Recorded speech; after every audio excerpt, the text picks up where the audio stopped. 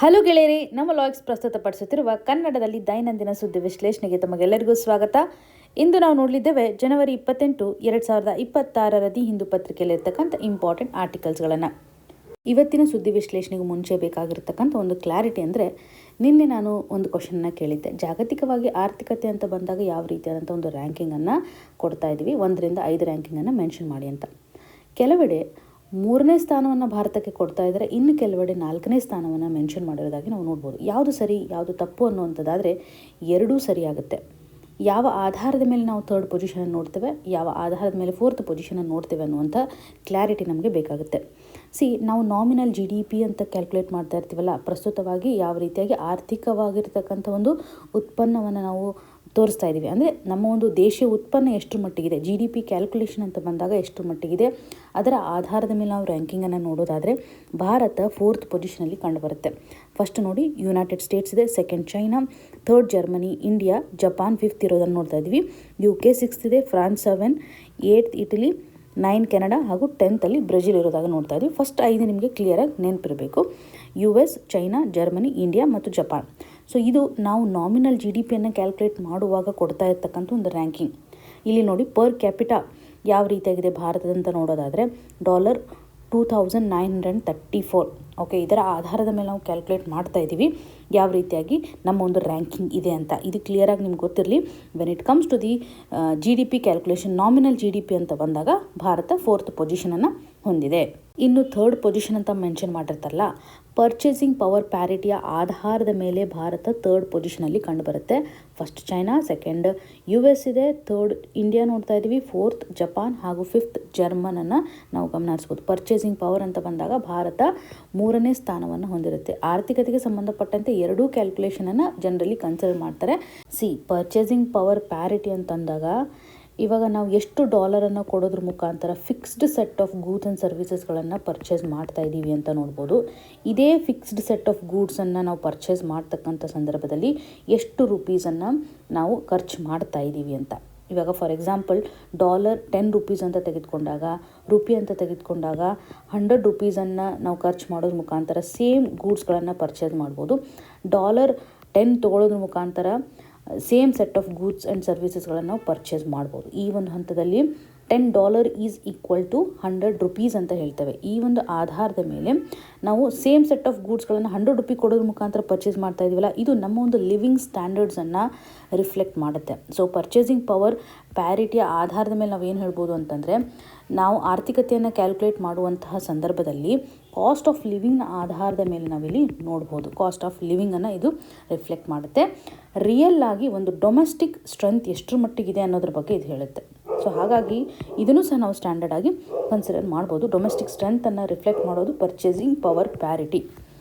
ಇನ್ನು nominal GDP ಅಂತ ಬಂದಾಗ ಜನರಲಿ ಇದೊಂದು ಮಾರ್ಕೆಟ್ ಎಕ್ಸ್ಚೇಂಜ್ ರೇಟ್ನ ಆಧಾರದ ಮೇಲೆ ಡಿಸಿಷನನ್ನು ತೆಗೆದುಕೊಳ್ಳುತ್ತೆ. ಓಕೆ, ಮಾರ್ಕೆಟ್ ಎಕ್ಸ್ಚೇಂಜ್ ರೇಟ್ನ ಆಧಾರದ ಮೇಲೆ ಎಷ್ಟರ ಮಟ್ಟಿಗೆ ನಾವು ಉತ್ಪನ್ನವನ್ನು ಮಾಡ್ತಾ ಇದ್ದೀವಿ ಅಂತ ಗ್ಲೋಬಲ್ ಫೈನಾನ್ಷಿಯಲ್ ಪವರನ್ನು ರಿಫ್ಲೆಕ್ಟ್ ಮಾಡುವಂಥದ್ದಾಗಿಲ್ಲೂ ನೋಡ್ಬೋದು. ಗ್ಲೋಬಲ್ ಲೆವೆಲಲ್ಲಿ ಒಂದು ಫೈನಾನ್ಷಿಯಲ್ ಪವರ್ನ ಆಧಾರದ ಮೇಲೆ ಒಂದು ಇನ್ಫ್ಲೂಯೆನ್ಸಿಂಗ್ ಫ್ಯಾಕ್ಟರ್ ಆಗಿ ನಾವು ಕನ್ಸಿಡರ್ ಮಾಡ್ಬೋದು. ನಾಮಿನಲ್ GDP ಅಂತ ಬಂದಾಗ ಭಾರತದ ಒಂದು ಪೊಸಿಷನ್ 4th ಇದೆ, ಪರ್ಚೇಸಿಂಗ್ ಪವರ್ ಪ್ಯಾರಿಟಿ ಅಂತ ಬಂದಾಗ ಪೊಸಿಷನ್ 3rd ಇದೆ ಅನ್ನುವಂಥ ಒಂದು ಕ್ಲಾರಿಟಿ ನಮಗೆ ಬೇಕಾಗುತ್ತೆ. ಎಕ್ಸಾಮಲ್ಲಿ ಕೇಳಿದಾಗ ಸ್ಟೇಟ್ಮೆಂಟನ್ನು ಸರಿಯಾಗಿ ಓದಿ, ಪರ್ಚೇಸಿಂಗ್ ಪವರ್ ಪ್ಯಾರಿಟಿ ಆಧಾರದ ಮೇಲೆ ರ್ಯಾಂಕಿಂಗನ್ನು ಕೇಳ್ತಾ ಇದ್ದಾರೆ ಅಥವಾ ನಾಮಿನಲ್ GDP ಆಧಾರದ ಮೇಲೆ ರ್ಯಾಂಕಿಂಗನ್ನು ಕೇಳ್ತಾ ಇದ್ದಾರೆ ಅಂತ ಇದರ ಆಧಾರದ ಮೇಲೆ ನೀವು ಮಾರ್ಕ್ ಮಾಡಬೇಕಾಗತ್ತೆ. ಈ ಒಂದು ಕ್ಲಾರಿಟಿ ನಿಮಗೆ ವೆರಿ ವೆರಿ ಇಂಪಾರ್ಟೆಂಟ್. ಇವತ್ತಿನ ಮೊದಲನೇ ಆರ್ಟಿಕಲ್ ಕಡೆ ಶಿಫ್ಟ್ ಆಗೋದಾದರೆ, mother of all deals, India and the European Union finalise free trade agreement. ಈ ಒಂದು ಇಶ್ಯೂ ನಮಗೆ GS ಪೇಪರ್ 2 ಇಂಟರ್ನ್ಯಾಷನಲ್ ರಿಲೇಷನ್ ಹಾಗೂ GS ಪೇಪರ್ 3 ನಡೆಯಲ್ಲಿ ಎಕ್ಸ್ಟರ್ನಲ್ ಸೆಕ್ಟರ್ ಟ್ರೇಡ್ ನೆಗೋಸಿಯೇಷನ್ ಆಸ್ಪೆಕ್ಟ್ನ ಆಧಾರದ ಮೇಲೆ ಕನೆಕ್ಟ್ ಆಗುತ್ತೆ. ಭಾರತ ಮತ್ತು ಯುರೋಪಿಯನ್ ಯೂನಿಯನ್ ಟ್ರೇಡ್ ನೆಗೋಸಿಯೇಷನ್ ನಮಗೆ ತುಂಬ ಇಂಪಾರ್ಟೆಂಟ್ ಆಗುತ್ತೆ. ಈ ಒಂದು ಫ್ರೀ ಟ್ರೇಡ್ ಅಗ್ರಿಮೆಂಟ್ ನಡಿನಲ್ಲಿ ಯಾವ ರೀತಿಯಂಥ ಬದಲಾವಣೆಯನ್ನು ಮಾಡ್ತಾ ಇದೆ, ಅಗ್ರಿಮೆಂಟ್ ನಡಿಯಲ್ಲಿರ್ತಕ್ಕಂಥ ಫೀಚರ್ಸ್ಗಳನ್ನು ನಾವು ಕನೆಕ್ಟ್ ಮಾಡಬಹುದು. 18 ವರ್ಷಗಳ ಕಾಲ ವೇಟ್ ಮಾಡಿರುವಂತಹ ಈ ಒಂದು ನೆಗೋಸಿಯೇಷನ್ ಇವಾಗ ಒಂದು ಕನ್ಕ್ಲೂಷನ್ಗೆ ಬಂದಿದೆ ಅಂತ ಹೇಳ್ಬೋದು. 2007ರಿಂದ ಸ್ಟಾರ್ಟ್ ಮಾಡಿದ್ದೀವಿ. ಅಗೇನ್ 2022ನಲ್ಲಿ ಸೀರಿಯಸ್ ಆಗಿದ್ದಕ್ಕೆ ಸಂಬಂಧಪಟ್ಟಂತೆ ಟಾಕ್ಗಳು ಸ್ಟಾರ್ಟ್ ಆಗಿರೋದನ್ನು ನೋಡ್ಬೋದು.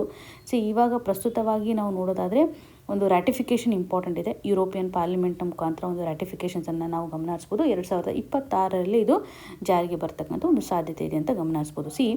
ಇಲ್ಲಿ ನಮಗೆ ಏನು ಬೆನಿಫಿಟ್ ಆಗುತ್ತೆ, ಒಂದು ಮಾರ್ಕೆಟ್ ಎಕ್ಸಸ್ ಸಿಗುತ್ತೆ ಅಂತಲೇ ಹೇಳ್ಬೋದಲ್ವಾ. ಯುರೋಪಿಯನ್ ಮಾರ್ಕೆಟ್ ಎಕ್ಸಸ್ ನಮಗೆ ಸಿಕ್ಕಿಬಿಡುತ್ತೆ. ಹಾಗಾಗಿ ನಾವು ಬೇಕಾಗಿರ್ತಕ್ಕಂಥ ಒಂದು ಆಲ್ಟರ್ನೇಟಿವ್ ಪಾರ್ಟ್ನರನ್ನು ಹುಡ್ಕೊಂಡಿದ್ದೀವಿ ಅಂತ ಕ್ಲಿಯರ್ ಆಯಿತು. ಯುರೋಪಿಯನ್ ಯೂನಿಯನ್ ಯಾವ ರೀತಿಯಂಥ ಫೆಸಿಲಿಟೀಸನ್ನು ನಮಗೆ ಪ್ರೊವೈಡ್ ಮಾಡ್ತಾ ಇದೆ ಅಂತಂದರೆ, ಭಾರತದಿಂದ ಎಕ್ಸ್ಪೋರ್ಟ್ ಆಗ್ತಕ್ಕಂತಹ ಒಂದು ಟ್ರೇಡ್ ವ್ಯಾಲ್ಯೂ ನಡಿನಲ್ಲಿ ಒಟ್ಟಾರೆಯಾಗಿ ಟ್ರೇಡ್ ವ್ಯಾಲ್ಯೂ ನಡಿನಲ್ಲಿ 99.5% ಟಾರಿಫನ್ನು ಅವರು ರೆಡ್ಯೂಸ್ ಮಾಡಿದ್ದಾರೆ ಅಂತ ಹೇಳ್ಬೋದು. 99.5 ಟಾರಿಫನ್ನು ಯುರೋಪಿಯನ್ ಯೂನಿಯನ್ ರೆಡ್ಯೂಸ್ ಮಾಡಿರೋದಾಗಿ ನಾವು ನೋಡ್ಬೋದು. ಇನ್ನು ಭಾರತ ಅಂತ ಬಂದಾಗ ಭಾರತನೂ ಸಹ ಒಂದು ಕನ್ಸೆಷನನ್ನು ಕೊಡುತ್ತಲ್ಲ ಯುರೋಪಿಯನ್ ಎಕ್ಸ್ಪೋರ್ಟ್ಗೆ ಸಂಬಂಧಪಟ್ಟಂತೆ 97.5% ಟಾರಿಫ್ ವ್ಯಾಲ್ಯೂನಲ್ಲಿ ಬದಲಾವಣೆ ಮಾಡಿರೋದಾಗಿ ನಾವು ನೋಡ್ತಾ ಇದ್ದೀವಿ. ಅಷ್ಟೇ ಅಲ್ಲದೆ ಟಾರಿಫ್ ಲೈನ್ಸಲ್ಲೂ ಸಹ ಬದಲಾವಣೆಯನ್ನು ಮಾಡಿದ್ದಾರೆ. ಅಂದರೆ ಸ್ಪೆಸಿಫಿಕ್ ಕ್ಯಾಟಗರಿ ಮೇಲೆ ಸ್ಪೆಸಿಫಿಕ್ ಟಾರಿಫನ್ನು ಹಾಕುವಂಥ ಹಂತದಲ್ಲಿ ಭಾರತಕ್ಕೆ ಸಿಗ್ತಾ ಇರುವಂಥ ಒಂದು ಸಪೋರ್ಟ್, ಯುರೋಪಿಯನ್ ಯೂನಿಯನ್ ಭಾರತದ ಮೇಲೆ ವಿಧಿಸ್ತಾ ಇರತಕ್ಕಂಥ ಒಂದು ಟಾರಿಫ್ ಲೈನ್ಸಲ್ಲಿರುವಂತಹ ರಿಡಕ್ಷನ್ ಅಂತಂದರೆ 97% ಅವರು ಮಾಡ್ತಾ ಇದ್ದಾರೆ. ಇದೇ ರೀತಿಯಾಗಿ ಭಾರತೀಯರು ಸಹ 92.1% ರಿಡಕ್ಷನನ್ನು ಯುರೋಪಿಯನ್ ಗೂಡ್ಸ್ಗೆ ಸಂಬಂಧಪಟ್ಟಂಥ ಟಾರಿಫ್ ಲೈನ್ ನಡಿನಲ್ಲಿ ಬದಲಾವಣೆ ಮಾಡೋದು. ಅಂದರೆ ಸ್ಪೆಸಿಫಿಕ್ ಕ್ಯಾಟಗರಿ ಗೂಡ್ಸ್ಗೆ ಸ್ಪೆಸಿಫಿಕ್ ಆಗಿರ್ತಕ್ಕಂಥ ಒಂದು ಟಾರಿಫನ್ನು ಹಾಕ್ತಾ ಇದ್ದಾರೆ. ಮೊದಲ ಹಂತದಲ್ಲಿ ನಾವು ಟೋಟಲ್ ಟ್ರೇಡ್ ವ್ಯಾಲ್ಯೂವಲ್ಲಿ ನಾವು ಇಷ್ಟು ಮಟ್ಟಿಗೆ ರಿಡಕ್ಷನನ್ನು ಹೊಂದಿದ್ದೀವಿ ಅನ್ನುವಂಥದ್ದಾಗಿ ಗಮನ ಹರಿಸ್ಬೋದು. ಇದರಿಂದ ಸಾಕಷ್ಟು ಸೆಕ್ಟರ್ಸ್ಗಳಿಗೆ ಸಪೋರ್ಟ್ ಆಗುತ್ತೆ ಅಂತಲೇ ಗಮನ ಹರಿಸ್ಬೋದು. ಈ ಒಂದು ಇಮೇಜಲ್ಲಿ ನೀವು ಗಮನ ಹರಿಸುವಂಥದ್ದಾದರೆ ಯಾವ ರೀತಿಯಾಗಿ ಸೆಕ್ಟರ್ ವೈಸ್ ಕನ್ಸಿಡ್ರೇಷನನ್ನು ಮಾಡಿದ್ದಾರೆ, ಯಾವ ರೀತಿಯಾಗಿ ಟಾರಿಫನ್ನು ರಿಮೂವ್ ಮಾಡಿದ್ದಾರೆ. ಇವಾಗ ನೋಡಿ, ಕಾರ್ ಟಾರಿಫಲ್ಲೂ ಸಹ ಡ್ರಾಪ್ ಆಗೋದನ್ನು ನಾವು ನೋಡ್ತಾ ಇದ್ದೀವಿ. ವೈನ್ ಡ್ಯೂಟೀಸ್ ಆಗಿರ್ಬೋದು, ಅಥವಾ ಕೆಲವೊಂದಿಷ್ಟು ಮಷಿನರೀಸ್, ಫಾರ್ಮಾಸ್ಯೂಟಿಕಲ್ ಪ್ರಾಡಕ್ಟ್ಗೆ 0% ಟ್ಯಾಕ್ಸನ್ನು ಹಾಕ್ತಾ ಇದ್ದಾರೆ ಅಂತಲೇ ಗಮನ ಹರಿಸ್ಬೋದು. ಇದರಿಂದ ಭಾರತಕ್ಕೆ ಎಷ್ಟು ಮಟ್ಟಿಗೆ ಬೆನಿಫಿಟ್ ಆಗುತ್ತೆ, ಯಾವ ಸೆಕ್ಟರ್ಸ್ ನಡಿಯಲ್ಲಿ ಇಂಪ್ರೂವೈಸ್ ಆಗುತ್ತೆ, ಟೆಕ್ಸ್ಟೈಲ್, ಲೆದರ್, ಜೆಮ್ಸ್, ಸ್ಪೈಸಸ್, ಈ ರೀತಿಯಾಗಿ ಸೆಕ್ಟರ್ ವೈಸ್ ಅಲೋಕೇಶನ್ಸನ್ನು ಗಮನ ಹರಿಸುವಂಥದ್ದು. ಡೀಲ್ ನಡಿನಲ್ಲಿ ಎಕ್ಸ್ಕ್ಲೂಡ್ ಮಾಡಿರುವಂಥ ಆಸ್ಪೆಕ್ಟ್ಗಳಂತಂದರೆ ಚಿಕನ್ ಹಾಗೂ ರೈಸ್ ಐಟಮನ್ನು ಎಕ್ಸ್ಕ್ಲೂಡ್ ಮಾಡಿದ್ದಾರೆ. ಭಾರತ ಪ್ರೊಕ್ಯೂರ್ ಮಾಡ್ತಾ ಇರುವಂಥ ಎನರ್ಜಿ ಮತ್ತು ರಾ ಮಟೀರಿಯಲ್ಸನ್ನು ಸಹ ಇಲ್ಲಿ ಅಗ್ರಿಮೆಂಟಲ್ಲಿ ಇನ್ಕ್ಲೂಡ್ ಮಾಡ್ಕೊಂಡಿಲ್ಲ. ಸಸ್ಟೈನೇಬಲ್ ಡೆವಲಪ್ಮೆಂಟ್ಗೆ ಸಂಬಂಧಪಟ್ಟಂಥ ಒಂದು ಎಫರ್ಟ್ಸ್ ಏನಿರ್ತಾರಲ್ಲ, ಈ ಒಂದು ಹಂತದಲ್ಲೂ ಸಹ ಭಾರತ ಇನ್ಕ್ಲೂಡ್ ಮಾಡದೇ ಇರುವಂಥ ಸ್ಥಿತಿಗತಿಗಳನ್ನು ನೋಡ್ತಾ ಇದ್ದೀವಿ. ಜಿಯೋಗ್ರಫಿಕಲ್ ಇಂಡಿಕೇಟರ್ಸ್ಗೆ ಸಂಬಂಧಪಟ್ಟಂಥ ಒಂದು ಅಗ್ರಿಮೆಂಟನ್ನು ಸಹ ಎಕ್ಸ್ಕ್ಲೂಡ್ ಮಾಡಿದ್ದಾರೆ. ಯಾವುದೇ ರೀತಿಯಾಗಿ ಇಲ್ಲಿ ಟ್ರೇಡ್ ರಿಲೇಟೆಡ್ ಇರತಕ್ಕಂಥ ರಿಡಕ್ಷನ್ ಆಗಿರ್ಬೋದು, ಕನ್ಸೆಷನ್ಸ್ಗಳು ಇಲ್ಲದೇ ಇರುವಂಥ ಆಸ್ಪೆಕ್ಟನ್ನು ಸಹ ನಾವು ಗಮನ ಹರಿಸ್ಬೋದು. ಇಲ್ಲಿ ಒಟ್ಟಾರೆಯಾಗಿ ನೋಡೋದಾದರೆ ಈ ಒಂದು ಫ್ರೀ ಟ್ರೇಡ್ ನೆಗೋಸಿಯೇಷನಿಂದಾಗಿ ಎರಡೂ ಪಾರ್ಟಿಗೂ ಬೆನಿಫಿಟ್ ಇರೋದನ್ನು ನಾವು ಗಮನ ಹರಿಸ್ಬೋದು. ಭಾರತಕ್ಕೆ ಯಾವ ರೀತಿಯಾದಂಥ ಒಂದು ಗೇನ್ ಇದೆ ಅಂತಂದರೆ, ಲೇಬರ್ ಇಂಟೆನ್ಸಿವ್ ಸೆಕ್ಟರ್ಗೆ ಇದು ಹೆಚ್ಚು ಸಪೋರ್ಟನ್ನು ಮಾಡುತ್ತೆ. ಲೇಬರ್ ಇಂಟೆನ್ಸಿವ್ ಸೆಕ್ಟರ್ಗೆ ಸಂಬಂಧಿಸಿದಂತೆ ಸಪೋರ್ಟನ್ನು ಮಾಡ್ತಾ ಇದೆ. ಇವಾಗ ಹೆಚ್ಚು ಪ್ರೊಡಕ್ಷನನ್ನು ಮಾಡ್ತಾ ಇದ್ದಾರೆ ಅಂತಂದರೆ ಹೆಚ್ಚು ಉದ್ಯೋಗ ಅವಕಾಶಗಳನ್ನು ಪ್ರೊವೈಡ್ ಮಾಡುತ್ತೆ ಅಲ್ವಾ. ಇಂಡಿಯನ್ ಎಕ್ಸ್ಪೋರ್ಟ್ ಇವಾಗ 0 ಡ್ಯೂಟಿ ಇದೆ ಅಂತಂದರೆ ಆಟೋಮೆಟಿಕ್ಲಿ ಪ್ರೊಡಕ್ಷನ್ ಮಾಡಲಿಕ್ಕೆ ಸೆಕ್ಟರ್ಸ್ಗಳ ಒಂದು ಪಾರ್ಟಿಸಿಪೇಷನನ್ನು ನೋಡ್ಬೋದು. ಟೆಕ್ಸ್ಟೈಲ್ ಆಗಿರ್ಬೋದು, ಲೆದರ್ ಆಗಿರ್ಬೋದು, ಅಂದರೆ ಅವರ ಒಂದು ಪ್ರೊಡಕ್ಷನ್ ಎನ್ಹಾನ್ಸ್ ಆಗುತ್ತೆ ಅಂತ ಹೇಳ್ಬೋದು. ಎಂಪ್ಲಾಯ್ಮೆಂಟ್ ಪಾಸಿಟಿವ್ ಇರತಕ್ಕಂಥ ಒಂದು ಆಸ್ಪೆಕ್ಟನ್ನು ಈ ಫ್ರೀ ಟ್ರೇಡ್ ಅಗ್ರಿಮೆಂಟ್ ನಡಿಯಲ್ಲಿ ನೋಡ್ತಾ ಇದ್ವಿ. ಫೇಸ್ಡ್ ಮ್ಯಾನರ್ ಆಧಾರದ ಮೇಲೆ ಬದಲಾವಣೆಯನ್ನು ಮಾಡ್ಕೊಳ್ತಾ ಬರ್ತಾ ಇದ್ದಾರೆ ಅಂತ ಗಮನ ಹರಿಸ್ಬೋದು. ಸರ್ವಿಸ್ ಸೆಕ್ಟರ್ಗೆ ಸಂಬಂಧಪಟ್ಟಂತೆಯೂ ಸಹ ಒಂದು ಎಕ್ಸಸ್ ಇಲ್ಲಿ ಸಿಕ್ಕುತ್ತೆ ಅಂತಲೇ ಗಮನ ಹರಿಸುವಂಥದ್ದು.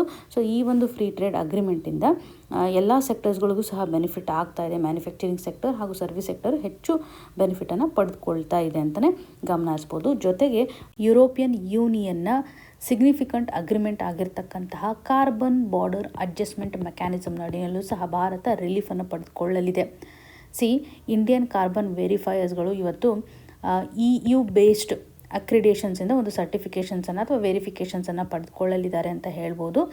ಹಾಗೂ ಒಂದು ವೇಳೆ ಯುರೋಪಿಯನ್ ಯೂನಿಯನ್ ಬೇರೆ ಥರ್ಡ್ ಪಾರ್ಟಿಗೆ ಕನ್ಸೆಷನನ್ನು ಕೊಟ್ಟರೆ CBRM ನಡಿಯಲ್ಲಿ ಆಟೋಮೆಟಿಕ್ಲಿ ಭಾರತಕ್ಕೂ ಸಹ ಅದು ಅಪ್ಲೈ ಆಗುವಂಥ ಸ್ಥಿತಿಗತಿಗಳನ್ನು ನೋಡ್ಬೋದು. ಅಂದರೆ ಇಲ್ಲಿ ಪರ್ಟಿಕ್ಯುಲರ್ಲಿ ಭಾರತದ ಒಂದು ಎಕ್ಸ್ಪೋರ್ಟರ್ಸ್ಗೆ ಅನ್ಸರ್ಟನಿಟಿ ಏನಿತ್ತಲ್ಲ when it comes to the carbon intensive sector, ಅವ್ರಿಗೆ ಸ್ವಲ್ಪ ರಿಲೀಫ್ ಸಿಗುತ್ತೆ ಅಂತಲೇ ನಾವು ಗಮನ ಹರಿಸ್ಬೋದು. ಹಾಗಾಗಿ ಇವಾಗ ನಾವು ಯಾಕೆ ಈ ಒಂದು ಟ್ರೇಡ್ ನೆಗೋಸಿಯೇಷನ್ಸನ್ನು ಮದರ್ ಆಫ್ ಆಲ್ ಡೀಲ್ಸ್ ಅಂತ ಹೇಳ್ತೀವಿ ಅಂತಂದರೆ, ಇದೊಂದು ಲಾರ್ಜೆಸ್ಟ್ ಟ್ರೇಡ್ ವ್ಯಾಲ್ಯೂವನ್ನು ಹೊಂದಿದೆ ಅಂತ ಹೇಳ್ಬೋದು. ಇದರಲ್ಲಿ ಸಾಕಷ್ಟು ಗೂಡ್ಸ್ಗಳು, ಸರ್ವಿಸಸ್ಗಳು, ಟೆಕ್ನಾಲಜಿ ಎಲ್ಲವೂ ಸಹ ಇನ್ಕ್ಲೂಡ್ ಆಗಿರೋದನ್ನು ನಾವು ನೋಡ್ತಾ ಇದ್ದೀವಿ. ಈ ಒಂದು ಹಂತದಲ್ಲಿ ಸ್ಟ್ರಾಟಜಿಕ್ ಒಂದು ಟ್ರಸ್ಟ್ ಇರೋದ್ರಿಂದ ಪ್ರಸ್ತುತವಾಗಿ ನಡೀತಾ ಇರ್ತಕ್ಕಂಥ ನೆಗೋಸಿಯೇಷನ್ ಎರಡೂ ಪಾರ್ಟಿಗಳಿಗೆ ಬೆನಿಫಿಟನ್ನು ತರಲಿಕ್ಕೆ ಸಾಧ್ಯತೆ ಇದೆ. ಎಕ್ಸಾಮಿನೇಷನ್ ಪರ್ಸ್ಪೆಕ್ಟಿವಲ್ಲಿ ಎಕ್ಸ್ಟರ್ನಲ್ ಸೆಕ್ಟರ್ನ ಆಧಾರದ ಮೇಲೆ ಕ್ವಶನ್ಸನ್ನು ಕೇಳ್ತಾರೆ. ಗ್ಲೋಬಲ್ ಸಪ್ಲೈ ಚೈನ್ಗೆ ಭಾರತದೊಂದು ಕಾಂಟ್ರಿಬ್ಯೂಷನ್ ಆಗಿರ್ಬೋದು. ಪ್ರಸ್ತುತವಾಗಿ ಟ್ರೇಡ್ ಆಸ್ಪೆಕ್ಟ್ ಅಂತ ಬಂದಾಗ ಏನು ಅನ್ಸರ್ಟನಿಟಿ ಇದೆ ಅನ್ನುವಂಥ ನಿಟ್ಟಿನಲ್ಲಿ ಈ ಒಂದು ಇಶ್ಯೂನ ನಾವು ಕನೆಕ್ಟ್ ಮಾಡ್ಬೋದು. ಮುಂದಿನ ಆರ್ಟಿಕಲ್ಗೆ ಶಿಫ್ಟ್ ಆಗೋದಾದರೆ, place in the electoral rules is a qualified right with essential conditions poll body tell supreme court. ಈ ಒಂದು ಇಶ್ಯೂನ ನಾವು GS paper 2 polity and governance ಆಸ್ಪೆಕ್ಟ್ನ ಆಧಾರದ ಮೇಲೆ ಕನೆಕ್ಟ್ ಮಾಡ್ಬೋದು. ಆರ್ಟಿಕಲ್ನ ಕಂಟೆಕ್ಸ್ಟ್ ಯಾವ ರೀತಿಯಾಗಿದೆ ಅಥವಾ ಕೋರ್ ಇಶ್ಯೂ ಯಾವ ರೀತಿಯಾಗಿದೆ ಅಂತ ನೋಡುವಂಥದ್ದಾದರೆ, ಎಲೆಕ್ಷನ್ ಕಮಿಷನ್ ಆಫ್ ಇಂಡಿಯಾ, ಚುನಾವಣಾ ಆಯೋಗ ಇವತ್ತು ನಮ್ಮ ಸರ್ವೋಚ್ಚ ನ್ಯಾಯಾಲಯಕ್ಕೆ ಒಂದು ಸ್ಟೇಟ್ಮೆಂಟನ್ನು ಕೊಡ್ತಾ ಇದೆ. ಓಕೆ, ಎಲೆಕ್ಟೋರಲ್ ರೂಲ್ ಅಂತ ಬಂದಾಗ ಇದು ಯಾವುದೇ ರೀತಿಯಾಗಿ ಅಬ್ಸಲ್ಯೂಟ್ ರೈಟ್ ಇಲ್ಲ. ಒಬ್ಬ ವ್ಯಕ್ತಿಯನ್ನು ಎಲೆಕ್ಟೋರಲ್ ರೋಲಲ್ಲಿ ಇನ್ಕ್ಲೂಡ್ ಮಾಡಬೇಕು ಬೇಡವೋ ಅನ್ನುವಂಥದ್ದು ನಾವು ಅಬ್ಸಲ್ಯೂಟ್ ರೈಟ್ ಆಗಿ ನೋಡ್ತಾ ಇಲ್ಲ, but it is qualified right ಅಂತ ಹೇಳ್ತಾ ಇದ್ದಾರೆ. ವೈ? ಬಿಕಾಸ್ ನಾವು ಯಾವುದೇ ರೀತಿಯಾಗಿ ಎಲೆಕ್ಟೋರಲ್ ರೋಲನ್ನು ರಿವೈಸ್ ಮಾಡ್ತಕ್ಕಂಥ ಸಂದರ್ಭದಲ್ಲಿ ಪ್ರಸ್ತುತವಾಗಿ ಏನು ಕ್ರೈಟೇರಿಯಾ ಇರುತ್ತೆ, ಭಾರತದ ಒಂದು ಸಿಟಿಜನ್ ಅಂತ ಕನ್ಸಿಡರೇಷನ್ ಆಗಿರ್ಬೋದು ಅಥವಾ ಒಂದು ರೀಜ್ನಲ್ ವೈಸ್ ಯಾವ ರೀತಿಯಾಗಿ ಒಂದು ರೂಲ್ಸ್ ಇರುತ್ತಲ್ಲ, ಆ ಒಂದು ರೂಲ್ನ ಆಧಾರದ ಮೇಲೆ ನಾವು ಏನು ಮಾಡ್ತಾ ಇದ್ದೀವಿ, ಎಲೆಕ್ಟೋರಲ್ ರೂಲನ್ನು ರಿವೈಸ್ ಮಾಡ್ತಾ ಇದ್ದೀವಿ. ಇದೊಂದು ಕ್ವಾಲಿಫೈಡ್, ಯಾರು ಕ್ವಾಲಿಫೈ ಇರ್ತಾರಲ್ಲ ಅವರನ್ನು ನಾವು ಅಲ್ಲಿ ಇನ್ಕ್ಲೂಡ್ ಮಾಡ್ತೀವಿ ಅಂತ ಎಲೆಕ್ಷನ್ ಕಮಿಷನ್ ಒಂದು ಸ್ಟೇಟ್ಮೆಂಟನ್ನು ಕೊಡ್ತಾ ಇದೆ. ಅದರ ಹೊರತಾಗಿ ನಾವು ಅಬ್ಸಲ್ಯೂಟ್ ಆಗಿ ಇನ್ಕ್ಲೂಡ್ ಮಾಡಲೇಬೇಕು ಅನ್ನುವಂಥದ್ದಿಲ್ಲ. ಬಿಕಾಸ್ ರೀಸೆಂಟಾಗಿ ಒಂದು ಸ್ಪೆಷಲ್ ಇಂಟೆನ್ಸಿವ್ ರಿವಿಷನ್ ಅಂತ ನಾವು ಬಿಹಾರದಲ್ಲಿ ನೋಡಿದ್ವಿ. ಇವಾಗ ಕರ್ನಾಟಕದಲ್ಲೂ ಸಹ ಸ್ಟಾರ್ಟ್ ಆಗುವಂಥ ಒಂದು ಸಾಧ್ಯತೆ ಇದೆ. ಅದಕ್ಕೆ ಸಂಬಂಧಪಟ್ಟಂಥ ಡಿಸ್ಕಷನ್ ನಡೆದಿದೆ, ಹಲವು ಸ್ಟೇಟ್ಸ್ಗಳಲ್ಲೂ ಸಹ ನಡೆದಿದೆ ಅಂತ ಹೇಳ್ಬೋದು. ಒಂದು ಟೈಮ್ ಲೈನ್ಗೆ ಸಂಬಂಧಿಸಿದಂತಹ ಒಂದು ಇಶ್ಯೂವನ್ನು ಸಹ ನಾವು ನೋಡಿದ್ವಿ. ಅಂದರೆ ಕಡಿಮೆ ಟೈಮಲ್ಲಿ ಮಾಡಲಿಕ್ಕೆ ಆಗೋದಿಲ್ಲ ಅನ್ನುವಂಥ ಸ್ಟೇಟ್ಗಳ ಒಂದು ಕನ್ಸರ್ನನ್ನು ಕಾಣ್ಬೋದು. ಈ ಒಂದು ಆರ್ಟಿಕಲನ್ನು ನಾವು ಕನೆಕ್ಟ್ ಮಾಡುವಂಥದ್ದಾದರೆ, particularly article 326 is very very very important. ಇಲ್ಲಿ ಮೆನ್ಷನ್ ಮಾಡಿರೋ ಪ್ರಕಾರ ಆರ್ಟಿಕಲ್ 326ನಲ್ಲಿ ಏನಾಗುತ್ತೆ ಅಂದರೆ, ಎಲೆಕ್ಟೋರಲ್ ರೋಲಲ್ಲಿ ನಮ್ಮ ಒಂದು ನೇಮ್ ಇರಬೇಕು ಅಂತಂದರೆ ಅರ್ಹತೆಗಳು ಏನಿರುತ್ತೆ ಅಂತ ಮೆನ್ಷನ್ ಮಾಡಿದ್ದಾರೆ. ಆರ್ಟಿಕಲ್ 326 18 ಇಯರ್ಸ್ ಇರಬೇಕು, ಕಂಪಲ್ಸರಿ 18 ಇಯರ್ಸ್ ಇರಬೇಕು, ಅಥವಾ 18 ಇಯರ್ಸ್ಗಿಂತ ಹೆಚ್ಚು ಇರತಕ್ಕಂತಹ ವ್ಯಕ್ತಿಯನ್ನು ನಾವು ಎಲೆಕ್ಟೋರಲ್ ರೋಲಲ್ಲಿ ಎಲಿಜಿಬಲ್ ಇದ್ದಾರೆ ಅಂತ ಹೇಳ್ಬೋದು. ಜೊತೆಗೆ ಭಾರತದ ಒಂದು ನಾಗರಿಕತ್ವವನ್ನು ಹೊಂದಿರಬೇಕು, ಸಿಟಿಜನ್ ಆಫ್ ಇಂಡಿಯಾ ಆಗಿರಬೇಕು ಅಂತ ನೋಡ್ಬೋದು. ಹಾಗೂ ಯಾವುದೇ ರೀತಿಯಾದಂತಹ ಲಾ ನಡಿನಲ್ಲಿ ಅವರು ಡಿಸ್ಕ್ವಾಲಿಫೈ ಆಗಿರಬಾರ್ದು. ಓಕೆ, ಅವರ ಒಂದು ಡಿಸ್ಕ್ವಾಲಿಫಿಕೇಷನ್ ಅಂತ ಬಂದಾಗ ಏನಾದರೂ ಅವರ ಲಾ ನಡಿನಲ್ಲಿ ಡಿಸ್ಕ್ವಾಲಿಫೈಡ್ ಆಗಿದ್ದಾರೆ ಅಂತಂದರೆ ಅವರನ್ನು ಎಲೆಕ್ಟೋರಲ್ ರೋಲಲ್ಲಿ ಹಾಕೋದಿಲ್ಲ. ನಾಟ್ ಡಿಸ್ಕ್ವಾಲಿಫೈಡ್ ಅನ್ನುವಂಥ ಒಂದು ಸ್ಟೇಟಸನ್ನು ಹೊಂದಿರ್ತಾರೆ. ಸೊ ಅಂಥ ವ್ಯಕ್ತಿಗಳು ಇವತ್ತು ಎಲೆಕ್ಟೋರಲ್ ರೋಲಲ್ಲಿ ನೇಮನ್ನು ಕಾಣಬಹುದು. ಸೊ ಆನ್ಗೋಯಿಂಗ್ ಇಶ್ಯೂ ಯಾವ ರೀತಿಯಾಗಿದೆ ಅಂತಂದರೆ, ಸುಪ್ರೀಂ ಕೋರ್ಟ್ನ ಒಂದು ಕನ್ಸರ್ನ್ ಏನಿದೆ ಅಂದರೆ, ಸಾಕಷ್ಟು ಜನ ಈ ಒಂದು ಎಲೆಕ್ಟೋರಲ್ ರೋಲಿಂದ ಎಕ್ಸ್ಕ್ಲೂಡ್ ಆಗಿರೋದನ್ನು ನೋಡ್ತಾ ಇದ್ದೀವಿ. ಸರಿಯಾದಂತಹ ಒಂದು ಅರ್ಹತೆ ಇಲ್ಲದಕ್ಕೋಸ್ಕರ ಎಕ್ಸ್ಕ್ಲೂಡ್ ಆಗಿದ್ದಾರೆ. ಹಾಗಾಗಿ ರೈಟ್ ಟು ವೋಟ್ ಅನ್ನುವಂಥ ಒಂದು ಆಸ್ಪೆಕ್ಟನ್ನು ಅವರು ಮಿಸ್ ಮಾಡ್ತಾ ಇದ್ದಾರೆ. ರೀಸನ್ಸ್ಗಳು ಏನಿದೆ ಅಂತ ಈ ಮೊದಲು ಕೇಳಿದ್ರು, ಯಾಕೆ ಎಕ್ಸ್ಕ್ಲೂಷನ್ ಮಾಡಿದ್ದಾರೆ ಅಂತ. ರಿವಿಷನ್ ಮಾಡುವಂಥ ಹಂತದಲ್ಲಿ ಸಾಕಷ್ಟು ಜನರ ಎಕ್ಸ್ಕ್ಲೂಷನ್ ಆಗಿದೆ. ಮತ್ತು ಕ್ವಶನ್ ಮಾಡಿರೋದು ಏನಂದರೆ, ಸರ್ಕಾರಕ್ಕೆ ಎಕ್ಸ್ಕ್ಲೂಡ್ ಆಗಿರ್ತಕ್ಕಂಥವ್ರನ್ನ ನಾವು ಏನು ಮಾಡಬೇಕು, ಅಂದರೆ ಬೇರೆ ಒಂದು ರಾಷ್ಟ್ರಕ್ಕೆ ಸಂಬಂಧಿಸಿದಂತೆ ಅವರು ಬಿಲಾಂಗ್ ಆಗ್ತಾ ಇದ್ರೆ ಅವರನ್ನು ಡಿಪೋರ್ಟ್ ಮಾಡಬೇಕಾ ಏನಂತ ಸರ್ಕಾರಕ್ಕೂ ಸಹ ಒಂದು ಕ್ವಶನ್ ಮಾರ್ಕನ್ನು ಕ್ರಿಯೇಟ್ ಮಾಡಿದ್ದಾರೆ.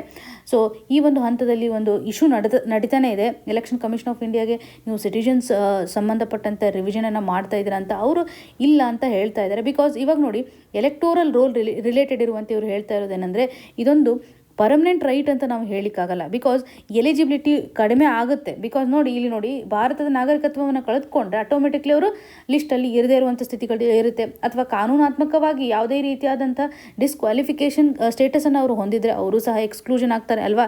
ನಾವು ಪರ್ಮನೆಂಟ್ ಇದೆ ಅಂತ ಹೇಳಲಿಕ್ಕೆ ಆಗೋದಿಲ್ಲ ಅನ್ನುವಂಥ ನಿಟ್ಟಿನಲ್ಲಿ ಒಂದು ಆರ್ಗ್ಯುಮೆಂಟನ್ನು ಮಾಡ್ತಾ ಇದೆ ಎಲೆಕ್ಷನ್ ಕಮಿಷನ್ ಆಫ್ ಇಂಡಿಯಾ. ಈ ಒಂದು ಇಶ್ಯೂಗೆ ಸಂಬಂಧಿಸಿದಂತೆ ಹೇಳ್ತಾ ಇದೆ. ಈ ಒಂದು ಹಂತದಲ್ಲಿ ನಮಗೆ ಈ ಆರ್ಟಿಕಲ್ ಇಂಪಾರ್ಟೆಂಟ್ ಆಗುತ್ತೆ. ಜೊತೆಗೆ representation of people act is also very very important. ಇದರಲ್ಲೇ ನಾವು ಡಿಸ್ಕ್ವಾಲಿಫೈಡ್ ಕಂಡೀಷನನ್ನು ನೋಡ್ತೇವೆ. ಸೆಕ್ಷನ್ 16 ಅಂತ ಕಂಡು ಬರುತ್ತೆ.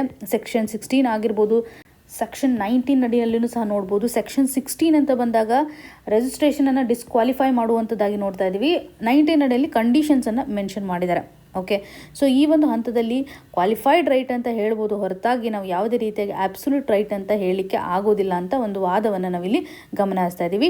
ಸ್ಪೆಷಲ್ ಇಂಟೆನ್ಸಿವ್ ರಿವಿಷನ್ ಅಂದಾಗ ನಿಮಗೆಲ್ಲ ಗೊತ್ತಿರೋ ಪ್ರಕಾರ ಎಲ್ಲಿ ಡುಪ್ಲಿಕೇಶನ್ ಆಗಿರುತ್ತೆ ಅಥವಾ ಒಂದು ವೇಳೆ ಡೆತ್ ಆಗಿದ್ದರೆ ಆ ವ್ಯಕ್ತಿಯ ಒಂದು ನೇಮನ್ನು ಸಹ ರಿಮೂವ್ ಮಾಡಿರುವಂಥದ್ದಾಗಿ ನಾವು ಗಮನಿಸ್ಬೋದು. ಸೊ ಸಂವಿಧಾನಾತ್ಮಕವಾಗಿ ಇದೊಂದು ಸಿಗ್ನಿಫಿಕೆನ್ಸನ್ನೇ ತೋರಿಸುತ್ತೆ. ಬಿಕಾಸ್ ನಾವು ಸರಿಯಾಗಿ ಇವಾಗ ಫಿಲ್ಟ್ರೇಷನ್ ಮಾಡೋದು ಇಂಪಾರ್ಟೆಂಟ್ ಅಲ್ಲ, ಕಾಲಕ್ಕೆ ಅನುಗುಣವಾಗಿ ಮಾಡಬೇಕಾಗುತ್ತೆ. ಸೊ ಸರಿಯಾದಂಥ ಒಂದು ಮಾಹಿತಿಯನ್ನು ಇಟ್ಕೊಂಡೆ ಇವಾಗ ಫ್ರೀ ಆ್ಯಂಡ್ ಫೇರ್ ಎಲೆಕ್ಷನ್ಸನ್ನು ಕಂಡಕ್ಟ್ ಮಾಡಬೇಕು ಅನ್ನುವಂಥದ್ದು ಎಲೆಕ್ಷನ್ ಕಮಿಷನ್ನ ಒಂದು ಧ್ಯೇಯ ವಾಕ್ಯ ಅಂತಲೇ ಹೇಳ್ಬೋದು. ಸೊ ಈ ಒಂದು ಕೇಸ್ ನಮ್ಗೆ ಯಾಕೆ ಇಂಪಾರ್ಟೆಂಟ್ ಆಗುತ್ತೆ ಅಂದರೆ ಭಾರತದಲ್ಲಿ ಅಡಲ್ಟ್ ಸಫ್ರೇಜ್ಗೆ ಸಂಬಂಧಪಟ್ಟಂತೆ ಡಿಸ್ಕಷನನ್ನು ನಾವು ಮಾಡ್ತಾ ಇದ್ದೀವಿ. ಎಲೆಕ್ಟೋರಲ್ ಇಂಟಿಗ್ರಿಟಿ ಅನ್ನೋದು ಸಹ ಬ್ಯಾಲೆನ್ಸ್ ಆಗಬೇಕು. ವೋಟರ್ ಲಿಸ್ಟ್ಗೆ ಸಂಬಂಧಿಸಿದಂಥ ಒಂದು ಇನ್ಕ್ಲೂಷನನ್ನು ಸಹ ನಾವು ಇಲ್ಲಿ ಕನ್ಸಿಡರ್ ಮಾಡಬೇಕಾಗುತ್ತೆ. ಹಾಗೂ ಎಲೆಕ್ಷನ್ ಕಮಿಷನ್ಗೆ ಇರ್ತಕ್ಕಂಥ ಒಂದು ಪವರ್ಗೆ ಸಂಬಂಧಪಟ್ಟಂತನೂ ಸಹ ಕ್ವಶನ್ ಮಾರ್ಕ್ಗಳು ಕ್ರಿಯೇಟ್ ಆಗಿರೋದನ್ನು ನಾವು ಗಮನ ಹರಿಸ್ಬೋದು. ಪ್ರಸ್ತುತವಾಗಿ ಚುನಾವಣಾ ಆಯೋಗ ಈ ಒಂದು ಇಶ್ಯೂಗೆ ಸಂಬಂಧಪಟ್ಟಂತೆ ಹೇಳ್ತಾ ಇರೋದು ಕ್ವಾಲಿಫೈಡ್ ಕಾನ್ಸ್ಟಿಟ್ಯೂಷನಲ್ ರೈಟ್ ಆಗಿದೆ ಹೊರತಾಗಿ ನಾವು ಯಾವುದೇ ರೀತಿಯಾಗಿ ಅಬ್ಸಲ್ಯೂಟ್ ರೈಟ್ ಅಂತ ನೋಡ್ತಾ ಇಲ್ಲ. ಇದೊಂದು ಪರ್ಮನೆಂಟ್ ರೈಟ್ ಅಥವಾ ಪರ್ಮನೆಂಟ್ ಎಂಟೈಟಲ್ಮೆಂಟ್ ಅಂತ ನಾವು ಕನ್ಸಿಡರ್ ಮಾಡಲಿಕ್ಕೆ ಆಗೋದಿಲ್ಲ ಅಂತ ಆರ್ಟಿಕಲ್ 326 ಹಾಗೂ ರಿಪ್ರೆಸೆಂಟೇಷನ್ ಆಫ್ ಪೀಪಲ್ ಆ್ಯಕ್ಟ್ನ ಒಂದು ಸಪೋರ್ಟ್ ತೆಗೆದುಕೊಳ್ಳೋದ್ರ ಮುಖಾಂತರ ಮೆನ್ಷನ್ ಮಾಡ್ತಾ ಇದ್ದಾರೆ ಅನ್ನುವಂಥ ಕ್ಲಾರಿಟಿ ನಮಗೆ ಇಲ್ಲಿ ಇಂಪಾರ್ಟೆಂಟ್.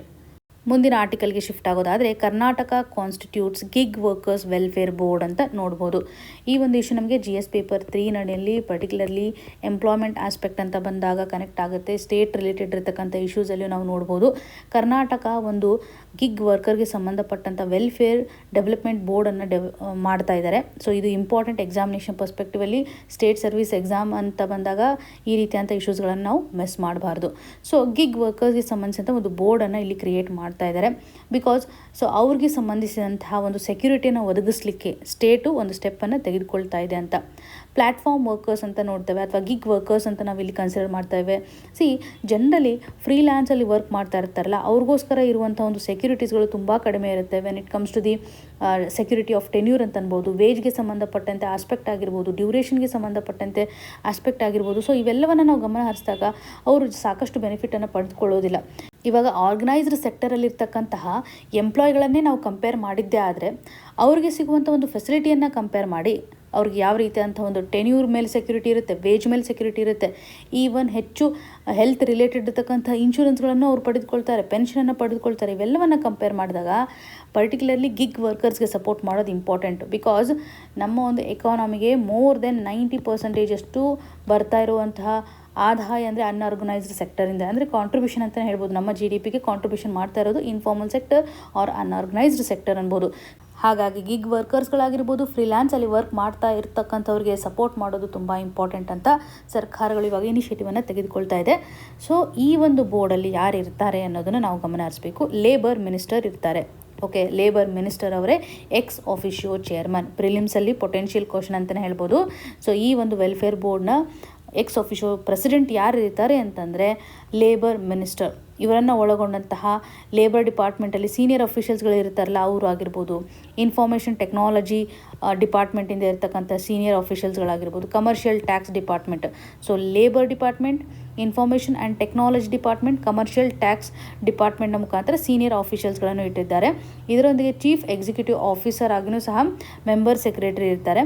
ಜೊತೆಗೆ 4 ಜನ ಗಿಗ್ ವರ್ಕರ್ ಯೂನಿಯನ್ನಿಂದ ರಿಪ್ರೆಸೆಂಟೇಟಿವ್ಸ್ಗಳನ್ನು ನಾವು ಗಮನ ಹರಿಸ್ಬೋದು. 4 ಜನ ಅಗ್ರಿಗೇಟರ್ ಪ್ಲ್ಯಾಟ್ಫಾರ್ಮ್ನ ಮುಖಾಂತರ, ಪ್ಲ್ಯಾಟ್ಫಾರ್ಮ್ಗಳು ವರ್ಕನ್ನು ಒದಗಿಸ್ತಾ ಇರ್ತಾವಲ್ಲ ಆ ಪ್ಲ್ಯಾಟ್ಫಾರ್ಮ್ಗಳ ರಿಪ್ರೆಸೆಂಟೇಟಿವ್ಸ್ ಆಗಿ 4 ಜನ ಇರೋದನ್ನು ನಾವು ನೋಡ್ಬೋದು. 4 ವರ್ಕರ್ಸ್ಗಳು ಗಿಗ್ ವರ್ಕರ್ ಯೂನಿಯನ್ನ ಮುಖಾಂತರ ಇರೋದಾಗಿ ನೋಡ್ತಾ ಇದ್ದೀವಿ. ಫಾರ್ ಎಕ್ಸಾಂಪಲ್ ಇವಾಗ ಮೇಜರ್ ಅಗ್ರಿಗೇಟರ್ಸ್ ಅಂತಂದರೆ ಝೊಮ್ಯಾಟೊ, ಊಬರ್, ಅಮೆಝಾನ್ ಈ ರೀತಿಯಾಗಿರುತ್ತಲ್ಲ ಅಲ್ಲಿಂದನೂ ಸಹ 4 ಜನ ರಿಪ್ರೆಸೆಂಟೇಟಿವ್ಸ್ ನೋಡ್ತಾ ಇದ್ದೀವಿ. 4 ಜನ ಟ್ರೇಡ್ ಯೂನಿಯನ್ನಿಂದ ರಿಪ್ರೆಸೆಂಟೇಟಿವ್ಸ್ ಆಗಿ ನಾವು ಗಮನ ಹರಿಸ್ಬೋದು.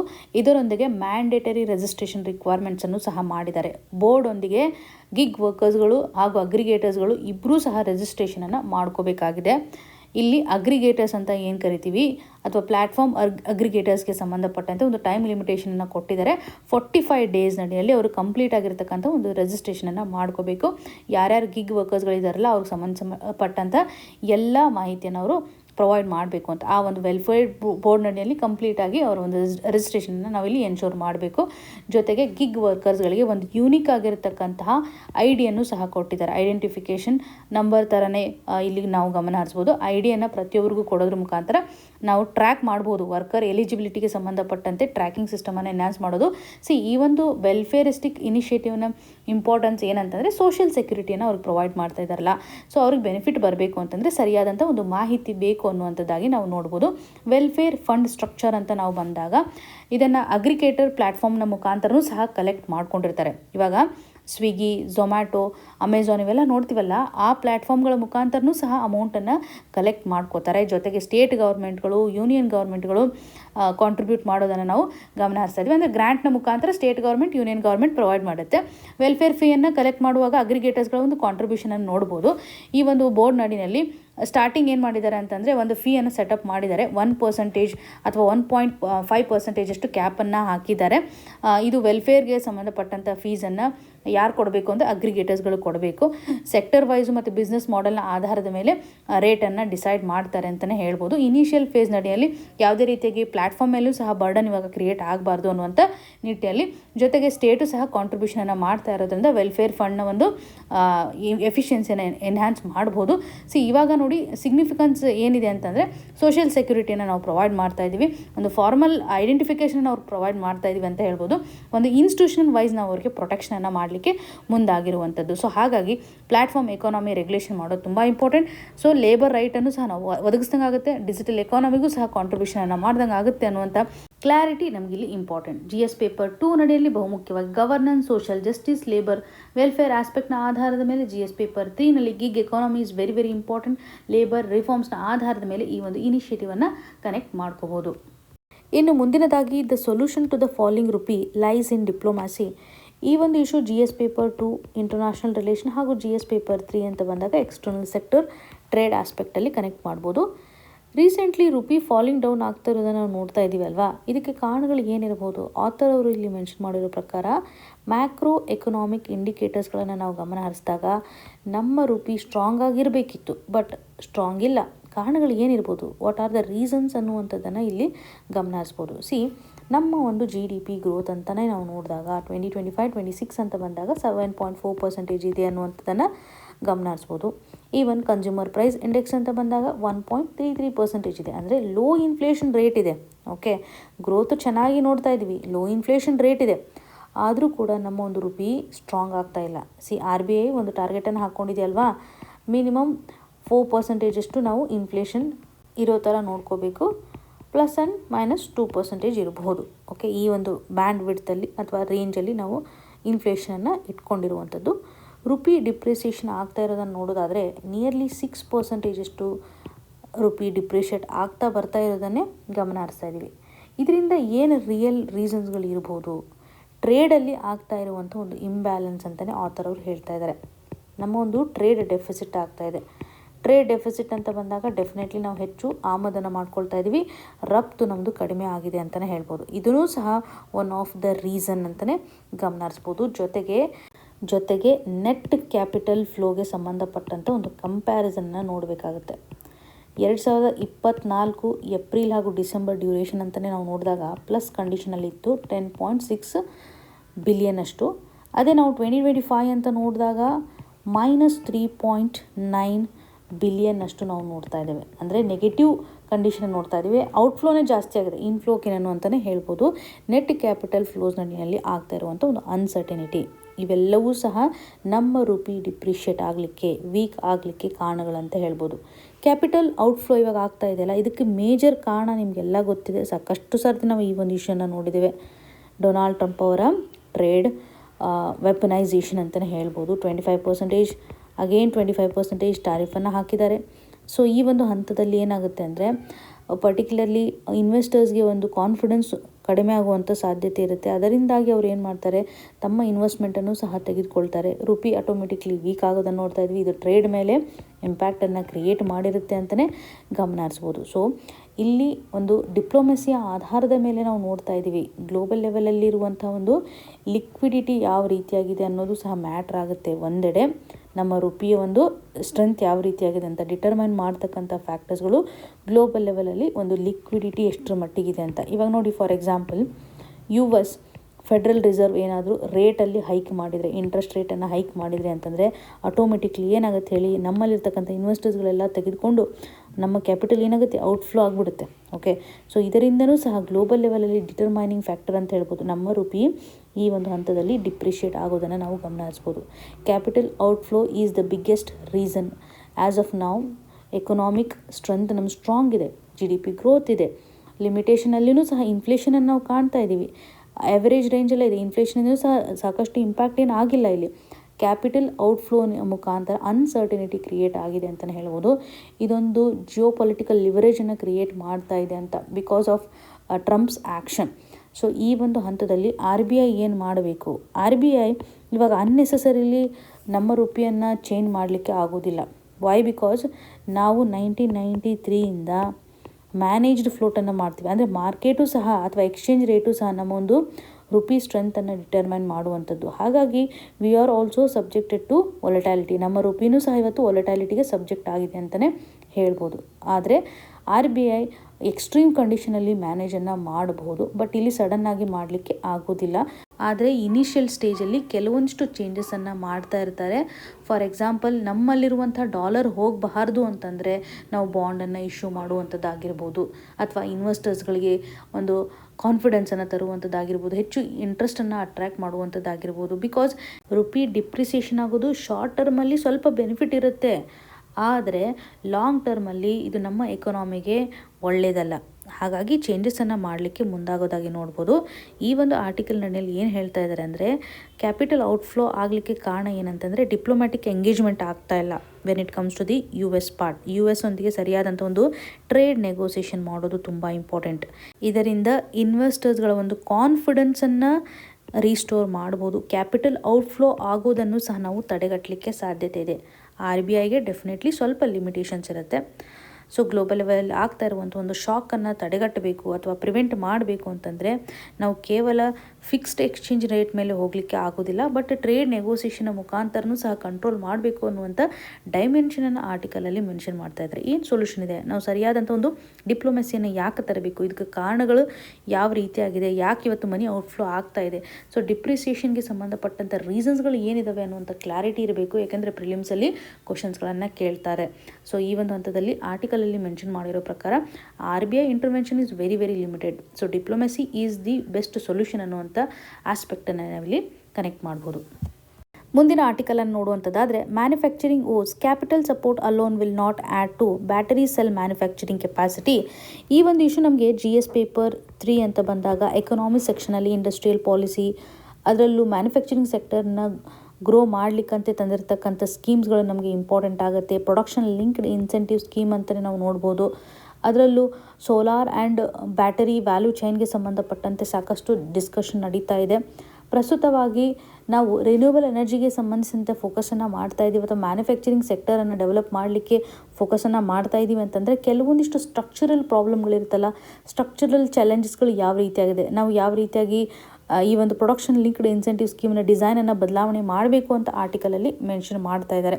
ಸೊ ಭಾರತ ನಾನ್ ಫಾಸಿಲ್ ಫ್ಯೂಯಲ್ ಕೆಪಾಸಿಟಿಯನ್ನು ಎನ್ಹಾನ್ಸ್ ಮಾಡುವಂಥ ಹಂತದಲ್ಲಿ ಟಾರ್ಗೆಟನ್ನು ಹಾಕ್ಕೊಂಡಿದೆ. 500 ಗಿಗಾವ್ಯಾಟ್ ಅಷ್ಟು ಡೆವಲಪ್ ಮಾಡ್ತೀವಿ ಅಂತ ಬೈ 2030.